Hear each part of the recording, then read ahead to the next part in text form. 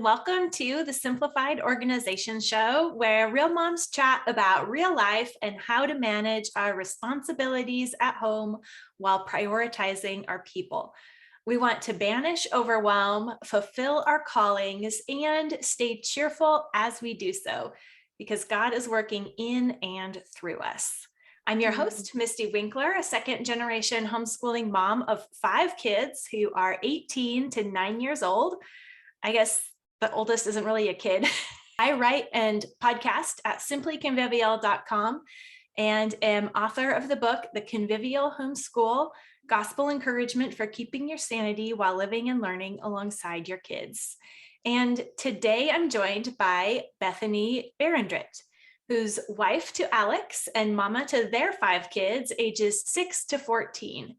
She works from home as the founder and creative director for Women Encouraged and hosts their podcast. Occasionally helps as a substitute teacher at her kids' classical Christian school.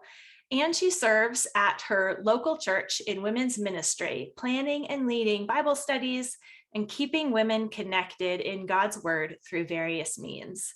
Bethany is passionate about Bible literacy and enjoys writing and speaking to share hope for everyday life.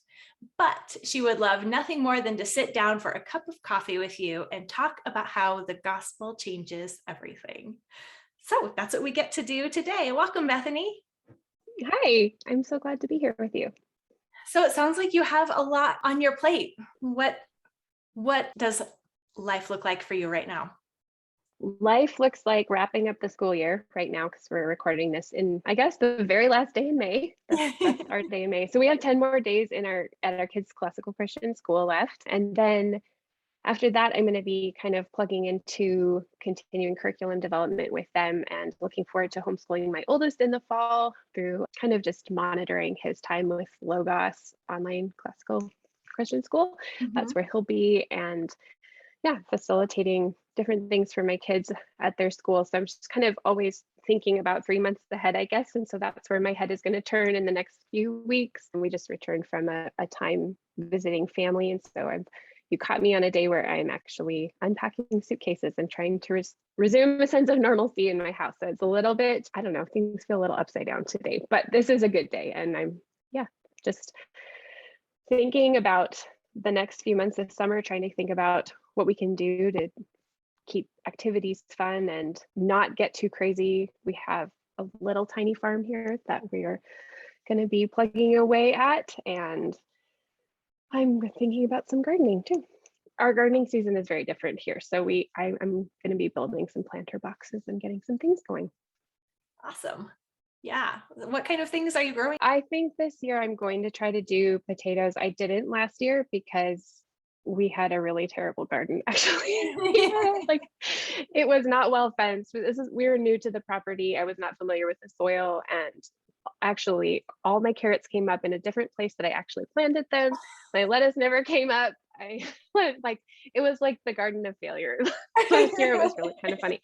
And then we came home from a time in the States, and there were 6 deer standing in my garden eating everything. And I was like, well, that was lovely. So it was a fun trial run. I learned a lot. And this year I'm going to do things differently. And I think I'm going to work on potatoes and just some things I can put into storage relatively easily here.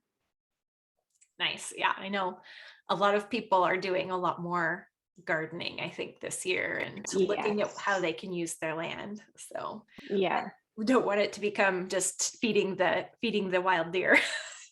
Yes, it's not my favorite.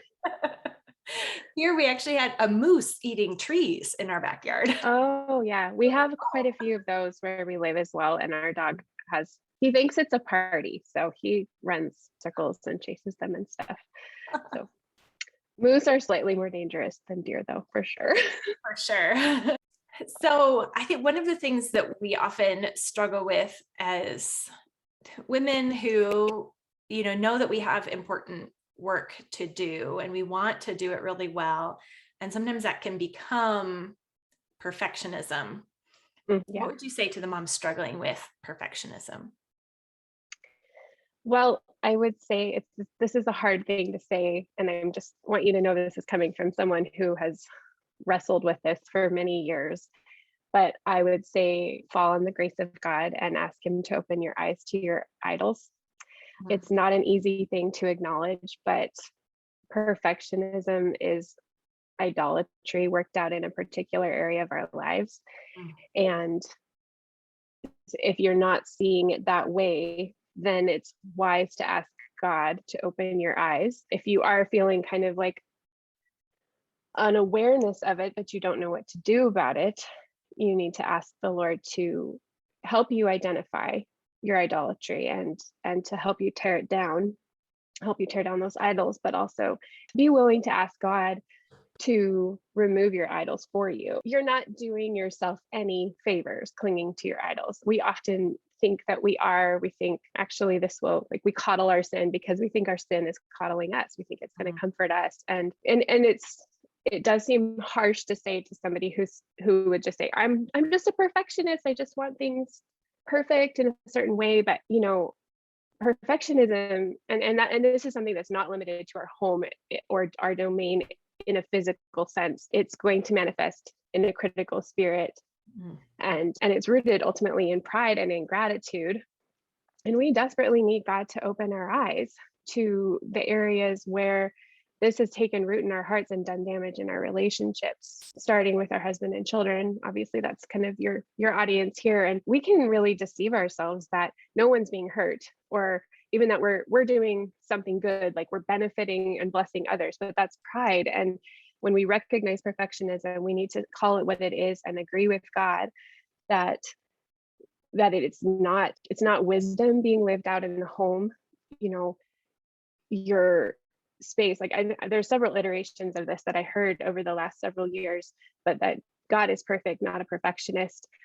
Don't pretend that you're imaging God and honoring Him by having a critical spirit in your home. And whether that looks like a critical spirit regarding your floors, which I can relate to. I definitely have a sense of, like, I feel like my eyes are drawn to problems and to sin and to issues and stuff like that. And that's not actually fruit of the spirit. That's not the Lord at work in my life. That's my sin that needs to be dealt with. And so my advice would be pray. And I know that seems very simplistic for some people. Pray. Don't cling to your idols, because they're not helping you. They're hurting you, and they're hurting your relationships, and they're keeping you out of fellowship with the people that you are called to live closest with. mhm. Yeah, it's so easy, especially with all the media saturation that we get, Mhm. whether it's the pictures on HGTV or the magazines or Pinterest or Instagram.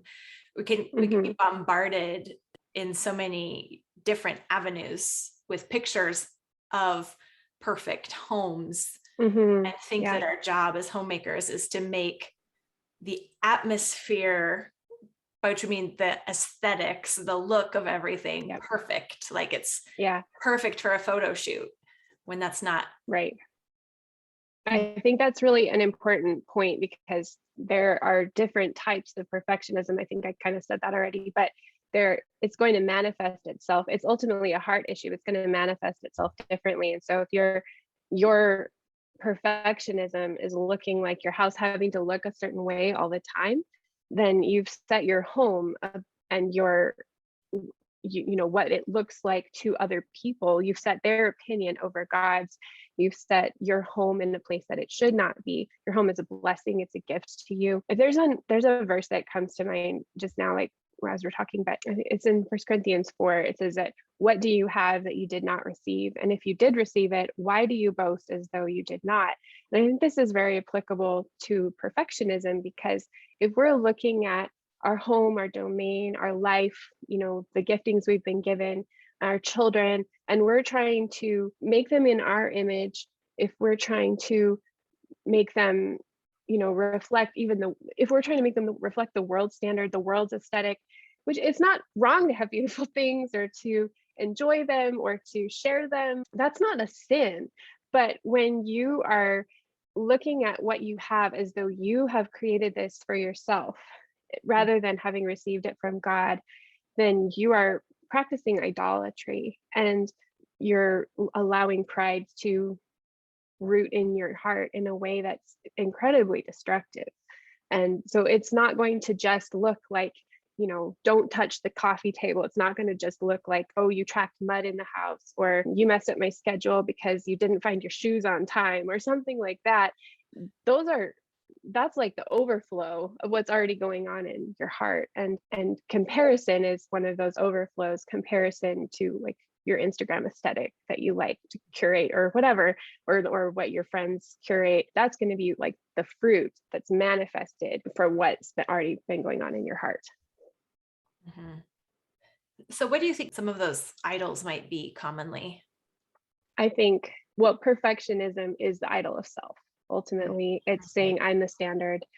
Like I said, it's very deceptive. We can say, well, God's a God of order and he's perfect. And so me being perfect and demanding perfection from others is actually being like God. That's self-deception. God is perfect. You are his creature.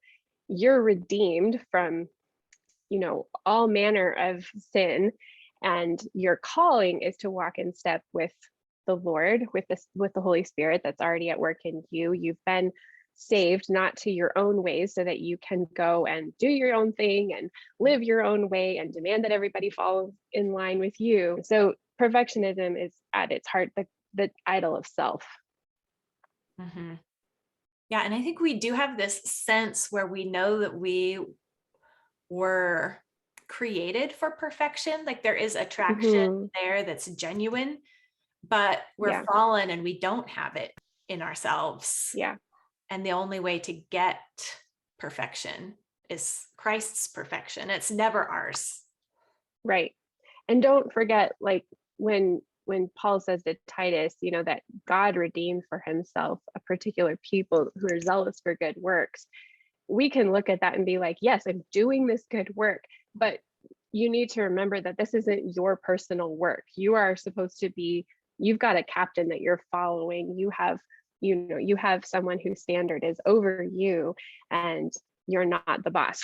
So your job is to be faithful in the areas that God has given you. And he has not given you, this command. I mean, and maybe this will alleviate a burden. I don't know. Hopefully it will. But I think a lot of the time in our perfectionism and our idolatry of self, that feels harsh to people because they feel like they're carrying this burden of maintaining perfection as though that's the charge God has given them. But he hasn't. He's called them to faithfulness and to do what's in front of them, and to, image him as they're able, as the Lord continues to grow and sanctify them.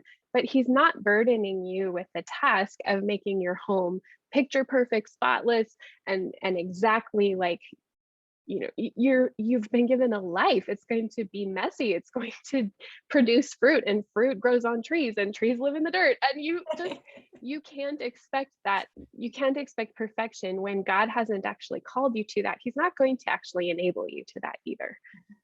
Mhm. Yeah. And our sanctification is gradual, and Yeah. we don't hit glory till Jesus comes back. Right. Right. And, you will get to experience perfection one day. It really will happen for you. It's just not going to happen in your house today. So many of us continue to struggle with perfectionism, and it can be hard even to know where perfectionism is rearing its ugly head in our lives. If you think you might be struggling with perfectionism, or you know that you are, then join me for a free workshop called No More Perfectionism. You can get access to this seminar for free by going to nomoreperfectionism.com. That's all one word, nomoreperfectionism.com. And join me for part 2 of my conversation with Bethany, where we talk about the best tip for changing our attitudes, overcoming perfectionism, and moving forward in our lives, even if we struggle with perfectionism. It comes down to repenting, rejoicing, and repeating. See you then.